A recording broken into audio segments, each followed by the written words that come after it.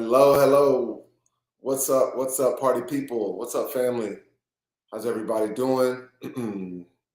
Happy Sunday evening. I'm Rashid, the car god. This is Ages and Stages. We're going to get into our part 2 of our financial planning series. Hello, Miss Vance. So we can let a few people come in. Thank you for joining. Thank you for being prompted on time. If you know some people that could benefit from what we're doing, men, women, child, whomever, tap in right now, text them, tell them to hop on right now. And if you don't already, like and subscribe. Please like and subscribe to the channel, Ages and Stages. We got some great things coming up. So tell a friend, tell a friend, tell a friend, tell a friend. Hello, Sandra. So I've got Mark back here with us. And tonight we're going to dive deeper into the financial planning and recovery aspect that I'm actively going through. Again, this is to help one, if not two, and even more is just icing on the cake. But ultimately, this is my internal work that I'm sharing externally with my Ages and Stages family, because I think this is something that many of us need to free ourselves from some of the financial strain, strife, and quite frankly, pressure and things that we go through in life that adds weight to us that we don't necessarily need, that we carry on this burden when it's easily, it can be easily fixed. And that's what I'm doing. So again, hopefully some of you all can learn in this shared experience. House cleaning stuff. We've got some more episodes coming for you for the financial planning side of things. Also still have Maurice's commitment, Maurice Scott from Love and Marriage Huntsville, to come on when they're done filming. I know they're about to air a new season, but I think when they're done filming, he's going to have more time to free up and talk about the debt side from the credit aspect of it, and from him being a credit attorney. He's actively right now fighting some of my debt from creditors as an attorney, not just credit repair. He's an actual attorney. So he should be coming on. And I got a big announcement to make, hopefully next week or a couple weeks. So we're going to try to do these at least once or twice a month. So every 2 weeks if Mark's schedule permits. But anyway, let me go ahead and bring Mark in to the show. What's up, Mark? What's happening, Big Time? How are you, good sir? I'm doing good. I'm doing good. Thank you for joining us again. This is Mark Haywood, Wealth Management Advisor for Northwestern Mutual. If you didn't know, this brother is Ivy League educated, went to Cornell University in undergrad, and got your MBA from where? U of H. That's right, U of H. That's where I know you from, the whole ICAM connection. That's right. That's right. Mm-hmm. And you are an ordained minister as well, correct? Yes, that is correct, good sir. Wow, that's what's up, man. So this brother I've known for a number of years, and he's been in the financial management space for the amount of years I've known him. So anything about me, I let people run. I let people do what they do. If that's your lane, if that's your level of expertise and knowledge and your professionalism, I know my personnel. That's one thing I learned in college playing basketball. Like my coach would always say, know your personnel. So I tap into people that I know who've been doing it for a long time. So you've learned enough knowledge. You've made enough mistakes along your way and grown, and you're still in the profession. So one, you like it, you enjoyed it, and you have to be doing something right to still be in the profession, and people trusting you with their money and finances. So I trust you, and I hope the people that are watching can trust you. But again, Mark, tell them real quick about yourself, real quick, and then we'll jump right into it for those who didn't see last week or 2 weeks ago. If you haven't, catch up. And then this is part 2 of the financial management and planning series of 5. No problem. So quick introduction to myself. As he shared with you, my name is Mark Haywood, Wealth Management Advisor at Northwestern Mutual Advisor for 11 years as of this past August 4th. So as I lovingly and jokingly tell everybody, it'll take an act of God and country for them to kick me out of here at this point. I have a big passion for my people. My biggest passion is bridging the wealth gap that is experienced particularly by communities of color. So anything that I can do to help, I always say I'm willing to have the conversation, and I'm very straightforward. If I can help, great. If I can't, the worst thing that'll happen is we just have a good chat. That's me in a nutshell. Right, and you jumped at the chance of this when I mentioned it to you and mentioned to you what I was thinking and what I wanted to do. Mm-hmm. He was like, "Yeah, absolutely, let's do it." So again, let's jump into it. Yes, it's going to help many people. And hopefully we can pass this down to our kids. All right. So Mark, what do you have for us tonight? And what are we going to be getting into? And, I'll let you go, bro. Sure, no problem. So what we're going to discuss on tonight will be strategies for managing debt. All right, that's going to be the topic on tonight, strategies for managing debt. And kind of feel like this is going to be a perfect segue from our last conversation, particularly because the last conversation was really centered around cash flow management, understanding your budget and things like that. So knowing not just your inflows, but also your outflows. Well, one major critical component of your outflows are the debts that you're paying off on a regular basis. So figured it'd be a good idea for us to talk about that aspect of planning, particularly because we're not just talking about financial planning, but also financial recovery. It's very difficult to recover if you're buried in debt. So one thing that I always go through, similar to last time, key guidelines for our discussion. Number one, if it doesn't apply, let it fly. Our goal is to try to help as many people as possible. Please understand that means that we can't address every unique situation that you might have, but hopefully you'll find something beneficial from this. Also, this seminar is designed to help everyone, but we will approach it from a Black perspective. Again, we love everybody, but we definitely want to talk to the community that we represent, so to speak. Right. Also, this is a judgment-free zone. I promise, no matter how bad you think it is, I've seen worse. So if you have any questions, comments, concerns as you're going through the seminar, definitely leave a comment, definitely leave a question. We'll do our best to address it. And again, we will not judge you, judgment-free zone. Absolutely. Also, I am a fiduciary, so everything that I say has to be in your best interest. As I jokingly said previously, I am not one of these TikTok internet gurus that will say something that will either get them in trouble or get you locked up. So please understand that anything we talk about has been tried, tested, vetted, and it is within regulatory compliance. I'll say it that way. And then lastly, there's no such thing as a free lunch, and there's no such thing as free game. It costs somebody somewhere something to put this all together. For me, it cost me years of education. For Brother Rasheed Floyd, it cost him time, talent, efforts, the tech that he put together, the microphones and all this other type stuff. So since he paid for all of this, the only thing that I ask y'all to do is reward his efforts by commenting, clicking, liking, and subscribing to all of his content, assuming that you find all of this very helpful. I'm always going to give a plug to my people. My man, thank you so much. Thank you. So obviously all this hits home for me. Me and you are actively doing this. So with my debt, that's the hard thing. You're getting out of it. How do you manage it? How do you still currently live? Because we got responsibilities. I got, a mortgage. I got child support, car notes. You got basketball. You got tutoring for my son. You got da-da-da-da-da. With all this other stuff that mentally you moved on and the past can't even help. So you're focused on the future, but you got to take care of this to really get to the next level. So tell the people about a little bit about the questionnaires and how in depth you go when you represent a client.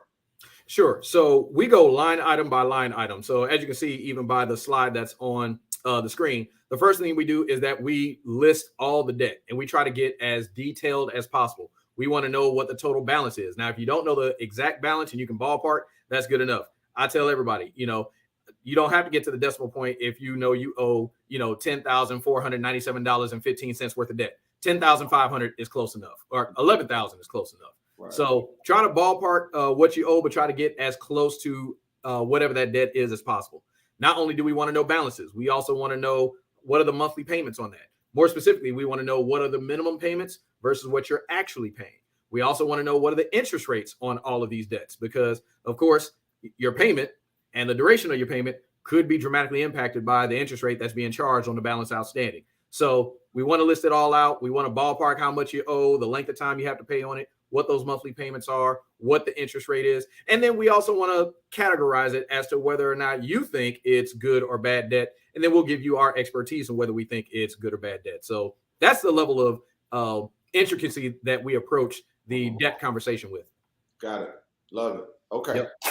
All right. What's next? Sure. So one of the things that I also share with people is that if you feel like you are not prepared to have a conversation with a financial advisor yet, then I would say the good news is that the internet is free and readily available to you. And there are a lot of guides that you can access, online guides. There's videos. I mean, we're streaming right now on YouTube, for example. So there's YouTube channels you can get with. Also, there are a variety of different calculators that you can utilize online, whether it's a mortgage calculator, a student loan calculator, a debt amortization calculator for credit card debt or a car loan or something like that. And these calculators are not just helpful for debt that you already have, but that you might be stepping into. So for example, if you know you're about to buy a house, you might want to play around with an online calculator to determine what your monthly mortgage payment is going to be. One caveat, understand that mortgage calculators, they do not factor in property taxes. So always keep that in mind. They're always off. Yeah, right. Same thing with the car. Same thing for people out there with the car payment calculator. Please don't come to me and say, hey, this is what it told me. No, it's a little off. Trust me. Right, because to his point, that car calculator is not going to factor in like the extra insurances and protection packages and warranties, et cetera, et cetera. So that's just going to give you a baseline number. You definitely want to get with a subject matter expert in order to figure out what the extra things are that you need to factor in. But again, these are at least a helpful starting point. Maybe that's the best way we can say it. It's not the end all be all, but these online resources are a starting point. Got it. So talk about, because I mentioned this the first time, for those who didn't see it, talk about the fear factor, because I've had that fear of going to a financial planner. Like you said earlier, if you're not ready to talk to a financial planner at the moment, go to the internet. The internet is great. It's a great resource and tool. But at some point, my opinion, for me, I've tried all those things. I need to sit down with someone. It was for me to finally swallow my pride and let everything go to where it's like, yo, I'm at rock bottom. I need your help. Like, do you talk about how many people actually just fear this process, just fear and push stuff so far back that they could easily overcome if they just face the fear? Oh, absolutely. I would say probably a third of the conversations that I have with people, during some point of the conversation, I genuinely will ask them, how long have you been meaning to have this conversation? And they'll say, well, I've been kicking around in my brain for the last few months or 6 months, or sometimes they've been saying, I've been thinking about this honestly for years, and I'm just now getting around to it, right? So part of it is fear. Part of it is ego, because we don't want to acknowledge where we might need some assistance. What I would share with you, whether it's fear or whether it's ego, I'm going to use an analogy. And the analogy I'm going to utilize is in the field of medicine, right? Now, if you are sick and you're experiencing symptoms, WebMD is helpful. WebMD can only get you so far. Right. Man, I'll tell you one thing. Hold on. WebMD will make you think you dying, boy. God, dog it. That's exactly my point. Right. And not only will it let you think that you're dying, it'll give you a list of like 30 different things that could apply to your situation. Yes. I have an upset stomach. Right. I have an upset stomach. Is it cancer? Is it irritable bowel syndrome? Do I have a tumor? Do I have a hernia? So the thing is, again, internet resources are helpful, but they're not the end all be all. It's the exact same thing with finance. Like we were just discussing with the calculators, they can give you a good starting point, but they're not going to give you all of the outside things that you need to consider that are going to impact your finances, impact your monthly payments, impact your interest rates, things of that nature. So my encouragement to everybody is that, again, while you may be able to tackle some of this, you might, Lord willing, be able to tackle much of this on your own.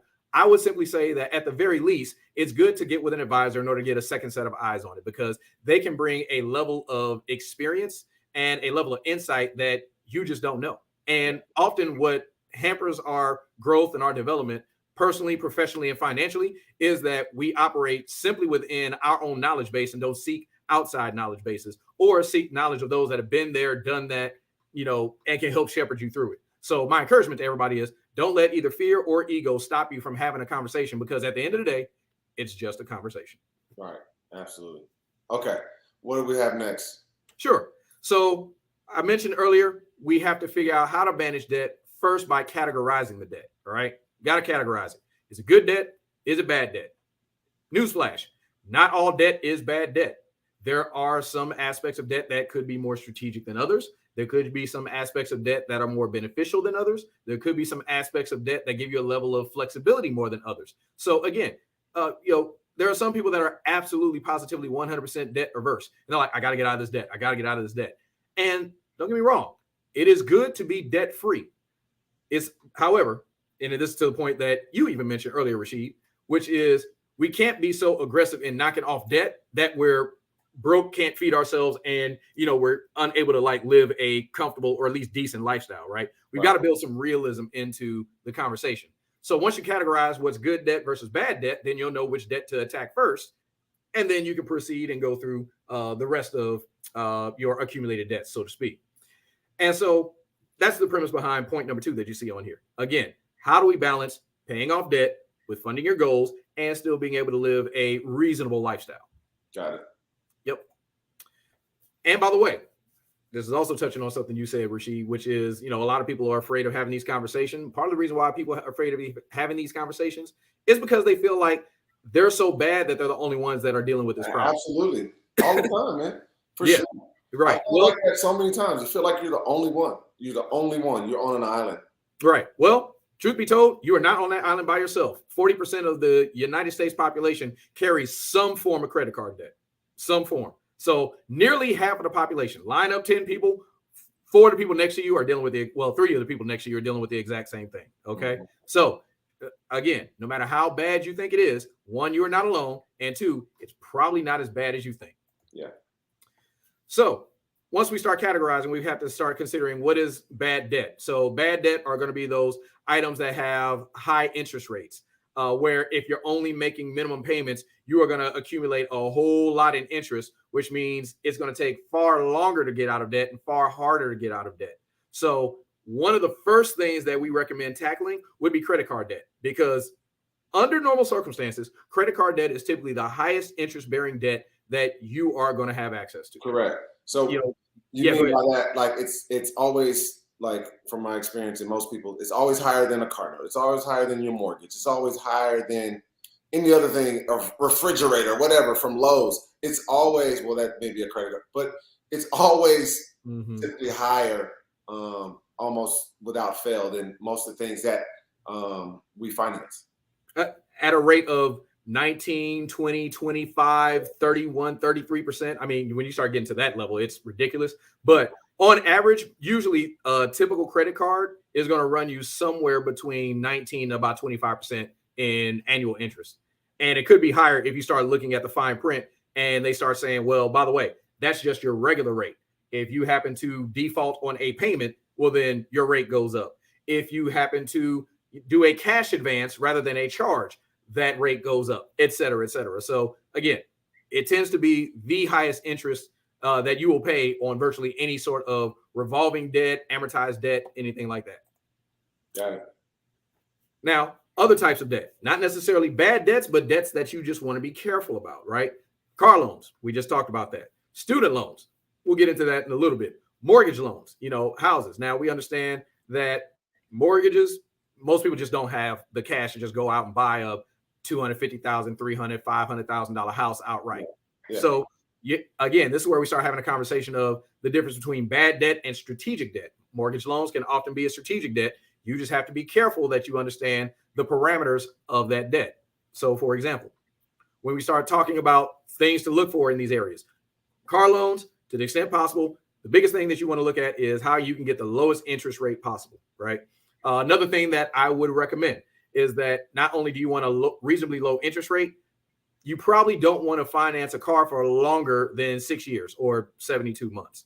And the reason you typically don't want to finance beyond 72 months is because the average lifespan of a car is typically going to be about 6 years.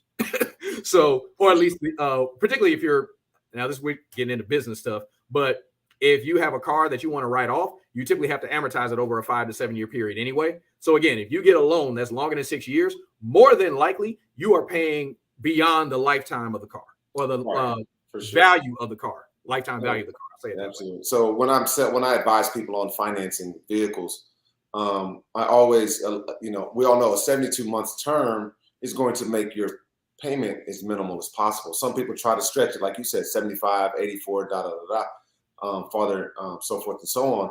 Only place where I've seen that normally practiced is in California. Mm-hmm. The reason why is it's so expensive to live there. They have to take care and pay for so many other things that's at an inflated cost, minus the country's inflation. So it's easier for them to then get this long-term car note to keep it as low as possible. But typically, longer the term, the longer the interest, the higher the interest, and the longer you're paying to get into that principal. Mm-hmm. And at the same time, to your point, I tell people all the time, cars are nothing but cell phone on wheels. If you have an iPhone or an Android, a new one comes out, every 12 to 18 doggone months, it seems like. And the same thing with cars. There's so much new technology, so much changing, so much things that come up and down, is people want out of their cars in a shorter time frame. So people want out of their cars typically in the 3 to 4 year intervals, all right? And most people repeat those habits. What happens when you finance a car 60 to 72 months? 72 months is 6 years. You're still not going to be even into the principal and interest till around year 5.5. Now you're trying to get out of this car in 3 to 4 years. Now you're upside down, you're negative equity, you're rolling over to the next one, and it's a snowball. Now you're paying $1,000 a month on a car you should be paying $680. So that's why in a lot of cases, I'm a huge advocate of leasing for the right people. And that's a whole nother discussion. But to your point about the cars, typically most people I would say about 60% of the people that actually finance with me and don't use cash or things of that nature go 72 months. So you're not alone. But those who get out and move quicker, and those business people understand that leasing is a huge platform for them to use. So anyway. And I'm glad that you brought that up. I was going to mention leasing. Yeah. If you're thinking that you might finance something beyond that 72-month period, maybe it just might be better for you to just consider, not saying that you should do it, but consider a lease. At least a lease you can possibly get out of in like 2 years, and you don't owe anything on the car. And if you decide that you want to switch up, go for it. If you decide that you want to keep the car, go for it. But yeah. So think about the math right there, though. So you can get a lease for 2 years, but most people lease 36 or 39 months, which is 3 years, or 39 months, 3 years and 3 months. Remember what I just said? Most people look to get out of their cars in 3 to 4 years. If you lease a car, you're in that 3 year time span, and then you're naturally able to get out of the car, right? So to your point, it's not for everybody. For those who keep their cars a long time, and you're going to get, because most people continue their habits. That's why they're called habits. Most people are going to continue. If you keep your cars for 10 years, then leasing is not for you. Keep your car for 10 years and you'll be fine, whatever. But most people, especially in that young, when you first start buying cars till you're in your 60s, you're going to be buying cars, and people are leveling up in their profession. And, you don't get into your highest potential earning years and till you're in your 50s. So people are going to be buying cars quite often. So always kind of advise people of the do's and the don'ts and about all that. Absolutely. And thank you for that additional. See, again, this is why we bring experts on here. I am not an expert car person. Rashid is. So I appreciate his perspective on this. Yeah, sure. Mortgage loans. Okay. So mortgage loans, again, done strategically, can be something that works in your favor. Other things equal, and that's just a fancy way of just saying that unless something random or weird happens, most houses tend to appreciate over the course of time. So the thinking is you want to get a mortgage on a property. The thinking being that regardless of what you're paying on the mortgage, Lord willing, the house will appreciate at a rate that's faster than what's owed on the mortgage itself, right? So that way you're kind of flipping a loan into an asset to a certain degree. It's still a liability because it is still a loan, but it is a liability that's allowing you to secure an asset. So again, similar rules apply. You want to be careful about how long you have your mortgage. You want to take into consideration what the interest rate is on that mortgage. You want to take into consideration what the PMI, which is basically the insurance that they put on the mortgage in case they think that you might be over leveraging or that you might not be able to make a payment, et cetera, et cetera. So there are a lot of things that you want to take into consideration. One of the things that I will also say that works in your favor with a mortgage loan, another reason why it's strategic, is because the interest on that loan is tax deductible. Now, I will also caveat that without getting too deep into this, also just be aware of what's going on in Congress, because every now and then, depending on who's in the administration, some people want to remove certain tax deductions versus others. I'm not going to get too deep into that, but simply saying just be aware of it. All right. And then we get to student loans. Now, this is something that's been a political football for the last couple of years. So we consider student loans to be what we call strategic debt and could be good debt. All right. This is why we consider student loans to be something of a good debt, because pretty much it's an investment in yourself. If you are taking out, again, other things equal, not doing anything weird or, outrageous. If you're taking out loans in order to further your education, in order to further your career, then technically you're making an investment in yourself, because you're getting that degree, you're getting that advanced certificate, you're getting that, training, or, you're getting that, license. And that's going to propel your career. That's going to allow you to earn more. And, the more you earn, the better you can pay off a lot of these debts, et cetera, et cetera. So it allows you more opportunities. It allows you to increase your income. And then also, here's something to consider. Student loans, by and large, are going to be the opposite of credit card debt. And here's what I mean by this. Credit card debt is typically the highest interest-bearing debt you will have for the rest of your life. Student loans, on the other hand, typically are the lowest interest-bearing debt that you will have for the rest of your life. Right. Interest rates for student loans, if you're talking undergrad, 3, 4, 5%. If you're talking grad school, 5, 6, 7%. Typically, those are rates lower than what you might pay on a car, pay on a house, pay on definitely a credit card, pay on a personal loan, etc. So again, we're not saying that student loans are bad as long as you're not, over leveraging them. Now, again, we also understand that things have kind of changed as of late, right? We also understand that there are a lot of people who took out a whole bunch of loans in order to further their education, and they ran into a buzzsaw known as the economy. Coronavirus hit, people weren't hiring. So, we also understand that there are sometimes things that happen in our economy that turn what should have been good debt into a bad debt that's now a weight around your neck. Yes. In that regard, things to consider. So that leads me to like a personal story, because like I mentioned, this is about me, and if it helps others, then great. But I hope to inspire and help others. But at the same time, I want to be transparent. So with that being said, you talked about the furthering your education and taking out these loans. So my situation was go to college, college scholarship, play basketball, get out of undergrad, debt free, good to go, right? But I had a plan to then be a chiropractor, a doctor of chiropractic, right? So I moved back to Houston, went to Texas Chiropractic College, and enrolled in chiropractic college. And then that's when I took out my first student loan. And there were signature loans and other loans. And now I'm a grown up, and all these loans are accessible to me. And the chiropractic college was, heck, those loans were like medical school loans. I mean, they were quite expensive, and they helped with not only tuition, but then here's the problem: you live off of that too, your rent, your car note, or whatever else you got going on to live your life, because I wasn't actively working at that point, so that's what I was using to live. So then you go into that, you do that for a year, you're going in it, then something happens in your life. My dad passes away, right? And then my dad passing away, it's like, I jumped out of school, jumped right back into school.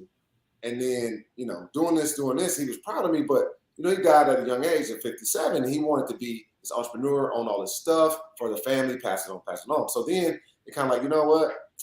I didn't really get the chance to try some other things. So then I left chiropractic school and started doing some entrepreneurial stuff. To make a long story short, I had some issues there that it didn't quite work out. So I re-enrolled in chiropractic, right? Then you get back to the loans again. Okay, then you're deferring and doing all this other stuff. And then ultimately, I didn't finish chiropractic. I didn't end up ultimately thinking it was my passion and go for me. So then now I've got, $100,000+ worth of debt out of nowhere when I had none, and I'm not even practicing in the profession. So that is a weight that is hard to live with at times. If you blame yourself, it's like, darn it, like you didn't have anything, but then you decided to do this. But what if good would have come of it? Then you're a hero. But at the same time, it didn't.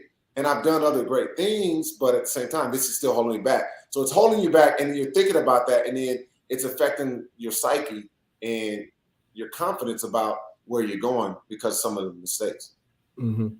So like with that, how often do you see people that aren't taking advantage of the student loans, that that they were a liability to them, like they were to me? Because mine ultimately was a liability. Because what I'm doing now, and subsequently after I left, because I got into teaching and coaching before I got in the car business, I didn't need ever need any student loans. You know what I'm saying?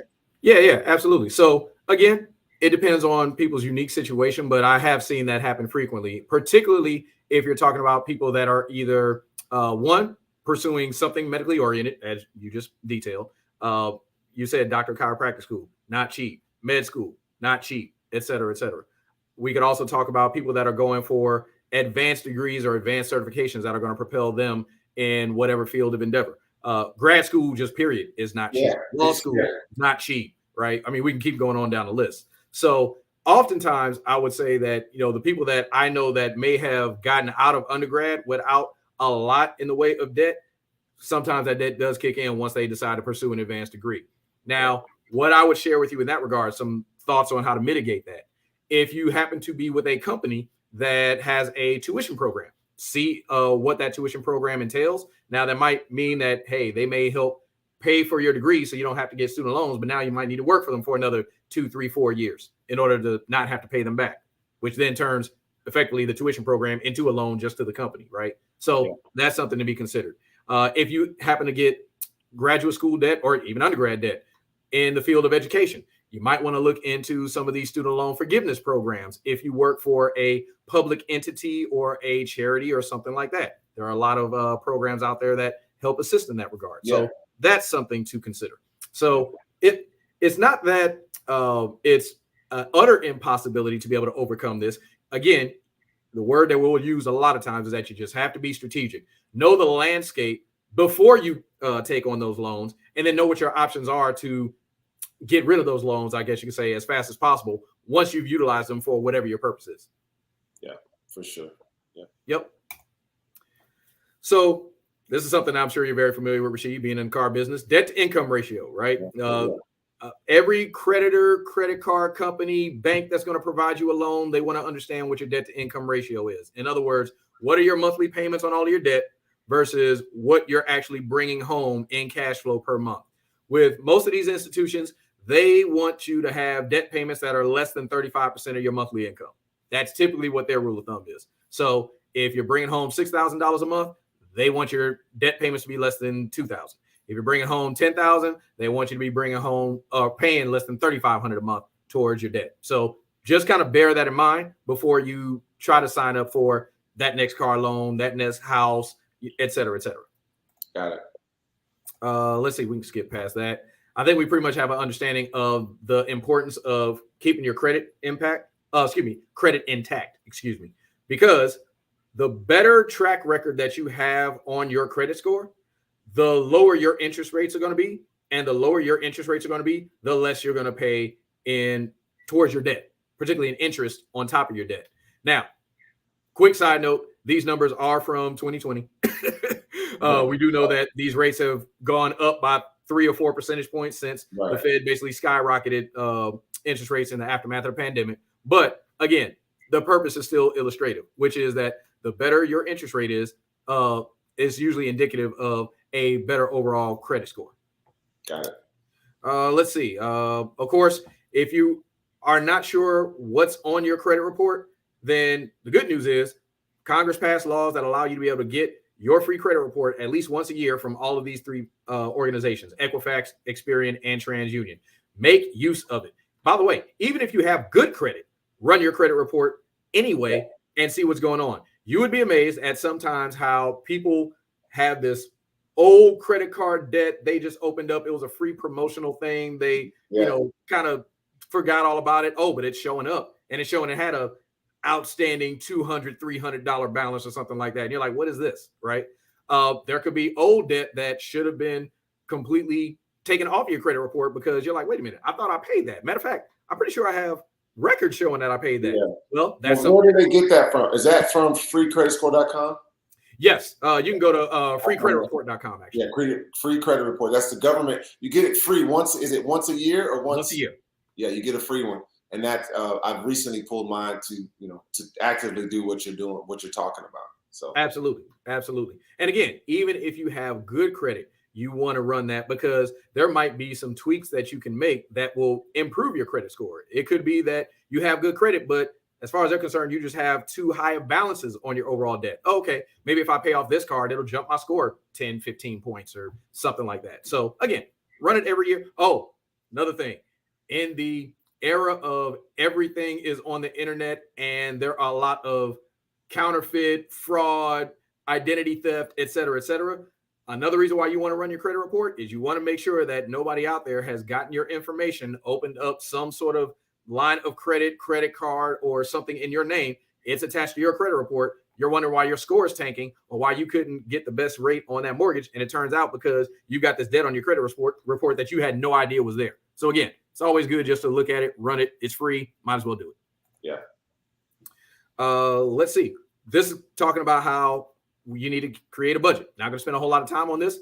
We literally went through that in our last conversation. So if you want more information about budgeting, cash flow management, things like that, definitely invite you to check out Seminar 1, which talks about this. 20% needs to go towards saving and investing, 20% towards discretionary expenses, 60% towards your essential expenses, and that includes even your debt. Great. Hey, let's stop you real quick. I have a very interesting question. Go for it. I know we're going to do some question and answer in the next few minutes, but this one just jumped out. I want to go ahead and answer this one now. Okay. So Ms. King asks, is it possible to have your rent payment reported even if you're renting from a private owner? It's a great question. The answer to that is yes. The reason being is because even if you're renting from a private owner, if you default on your rent payment, that does not prevent that private owner from suing you.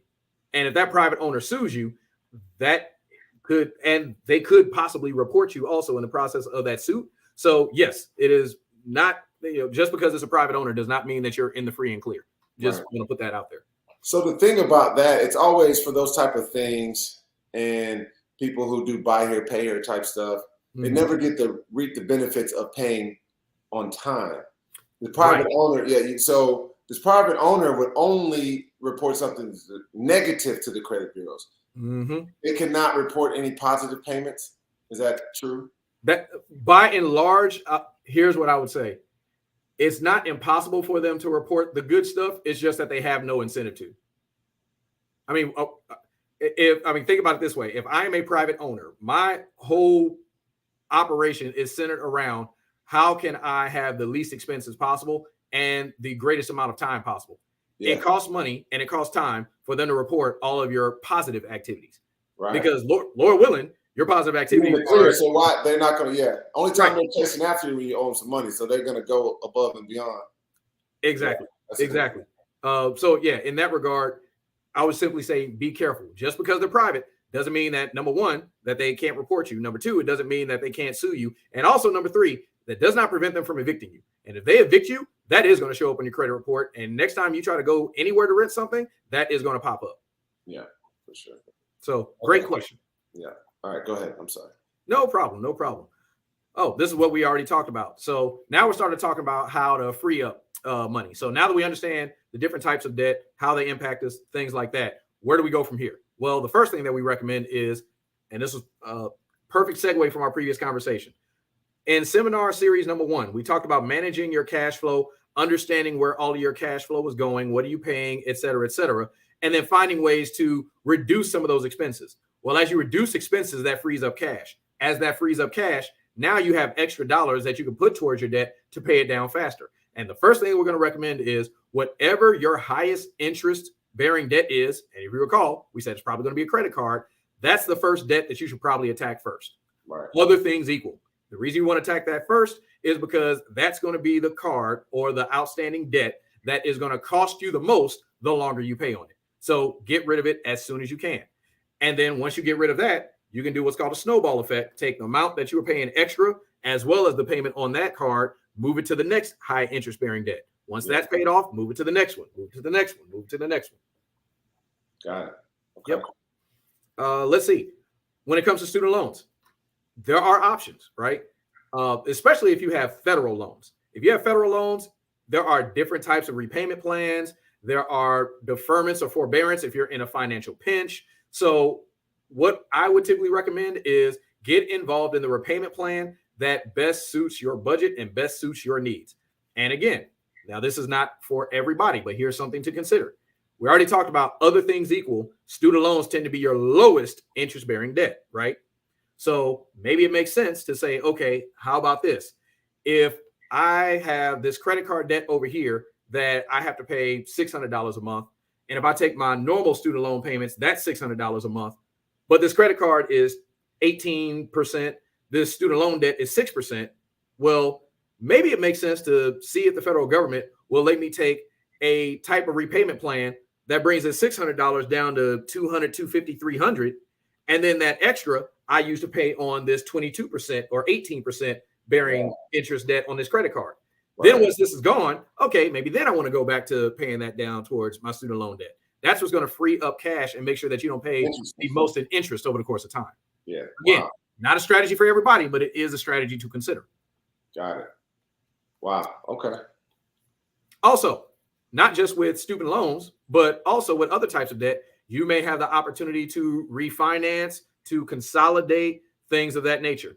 Now, be careful when it comes to refinancing. And again, whether we're talking about refinancing a house, refinancing a student loan, refinancing credit card debt, any sort of refinance, you have to be careful. The reason why I say you have to be careful is because oftentimes when you refinance, particularly on student loan debt, you give up two things. Number one, you give up payment flexibility. So, right. That's a locked-in payment, right? There's no modification of the payment, no employment-based wow, yeah. I ain't thinking about that. The payment is the payment, and that's it. And they don't want to hear anything else. You came to them for a reason. You said, okay, I want to pay a fixed amount to get this done with. And they're going to say, okay, cool. You're going to have to pay this every month, every year until this is done. And if you run into difficulty, they may or may not have any recourse for you. So just keep that in mind. Another thing, when we talk about not just payment flexibility, but also interest rate flexibility. Now, the thing about refinancing your student loans, there used to be I know Congress actually passed some laws that kind of fix this, but there used to be a situation where if you wanted to consolidate all of your student loans, you could do so. But sometimes in order to give you, maybe some like incentive to do it with them, they're like, hey, we'll give you the first 6 months. We'll charge you no interest, but you know what? Then your interest rate is going to go to 6%. But if you kept it with the federal government, it was 4%. So sometimes these private institutions would try to eke out a little bit extra. Well, Congress thankfully passed a law that eliminated all that. So that's not a downside to refinancing anymore. However, one thing that is something that you could lose, oftentimes, and we're going to talk about this in this. Matter of fact, let's just kind of skip to the next page. Sometimes with your student loans, they give you the option to defer or forbear your debt. When you refinance, you may give that up. Personal story, I did have a situation where when I graduated undergrad and I decided to consolidate some of my loans, I thought I had a 6-month window before I had to start repaying on them. And that was true when they were federal. But when I refinanced, they were like, no, you need to start paying next month. I was like, what do you mean I need to start paying next month? Yeah. See what I mean? So again, just be careful. Okay. Well, let's see. I think that's a good place to pause right there. Okay. So we talked about, now that's the deferment and forgiveness of the student loans. We talked about credit card. I think that's a good place to pause right there and get ready for next week. Like, again, I don't want to keep people too long. I think we got some helpful, useful, I know I did, information right here, and we'll be back in a couple of weeks. I want to answer some questions. So if anybody has any additional questions, I've got a question for you, Mark, here. But go ahead and let's do some question and answer before we close. And let's start with this.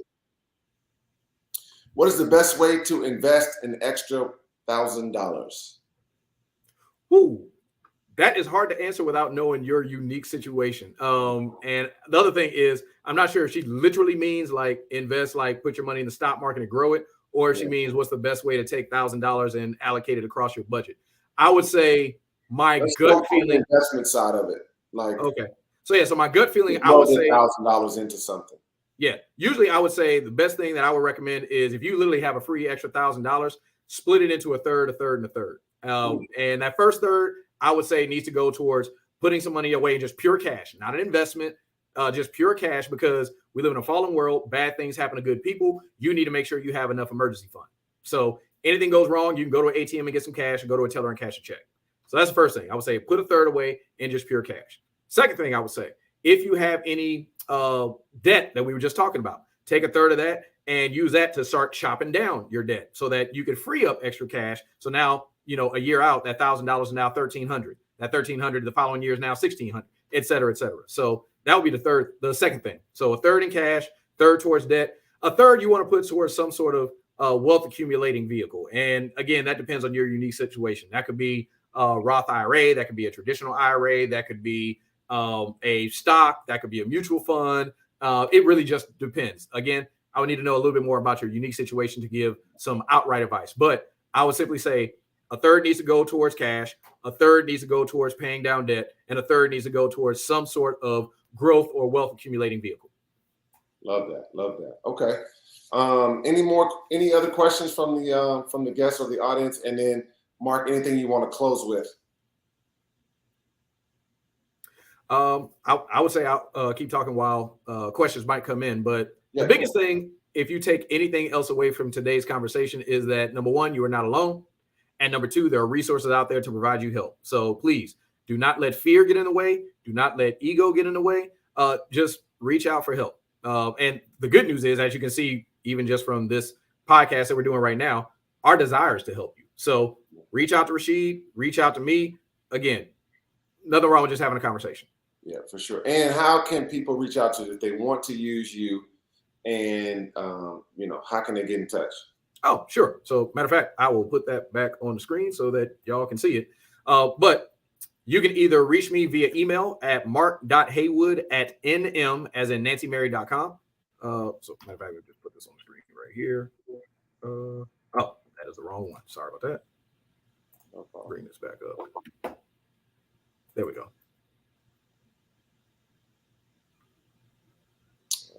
Let me see. I don't see it on my end. Okay. It just popped back up. I'm now going to the screen and I'm maximizing it. And I'm also going to bring up this because you probably need me to share my screen. And I think I may have taken it off. And I apologize for that. Yep, I'm about to go present. So share screen, and window, and here we go. All right, yeah. There we go. Okay, there we go. Yeah, if you need to reach out to me, you can either reach out to me via phone. So office number is 713-333-4686. You can also contact my cell, 607-280-7500. You can also reach me via email, mark.haywood@nm, as in northwesternmutual.com. There's my contact information right there. You need me, please do not hesitate to reach out. Great. And so let me ask you this question. Because people could be watching us from other parts of the country. Can you help and represent others? Are you licensed? Are there certain licensing, or can you help people from outside of Texas? Absolutely. While I am based in Texas, I am licensed in a variety of places across the country. Virtually every major metropolitan city, I'm probably licensed in that state, from California to New York to Florida, and a lot of places in between. And the good news is, even if I'm not licensed in your area, my license tends to travel. So all I need to do is just reach out to your particular state and I can get licensed there in like 2 weeks. So if you have any questions, comments, concerns, no matter where you are, reach out. Now, if you are, because this isn't internet, if you are an international person, might be a little trickier, but reach out to me and let me see what I can do. You can do. If not, you can point them in the right direction. For sure. Absolutely. That's right. Okay. Well, cool, man. Thank you so much for joining us and giving us knowledge. For everybody watching, thank you again for all the support that you've shown me, and all the well wishes and kind words and the prayers. I'm working on something coming up for men, giving us some sort of platform to be more open, vulnerable, and transparent. I'm working on that. So I'll announce that if once we put all that together. And Mark, I definitely want your help in that capacity if you're willing to. But thanks again so much. Keep watching, keep following. Hopefully we can help some people, and we'll see you next time. All right. So until then, peace. Thanks, Mark. Thank you, sir. God bless. Likewise.